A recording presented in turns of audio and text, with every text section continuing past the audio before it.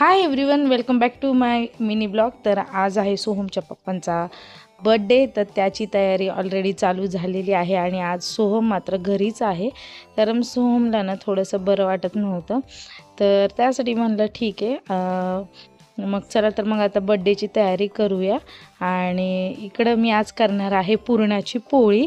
तर पुरणाच्या पोळीसाठी ना आमच्या इकडे ना पुरण हे दळून देतात मशीनमधून, त्याचा व्हिडिओ मी टाकलेला आहे। त्यानंतर इथं कटाच्या आमटीचीही तयारी केली होती आणि पहिला डाळ ना मी ही अशी छान उकळून घेते आणि इकडं पहिला सगळा मसाला वाटून घेतलेला आहे।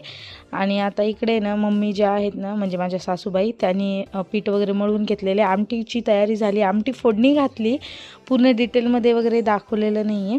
आणि इकडं आमच्या गप्पा मारत मस्त पुरणाचा स्वयंपाक रेडी आहे बघा। आमटी किती छान उकळत आहे आणि इकडं मी पोळ्या करायला घेतलेल्या, भरपूर साऱ्या पोळ्या आमच्या इथं आवडीनं खातात आणि हे आहे आजचा मेन्यू।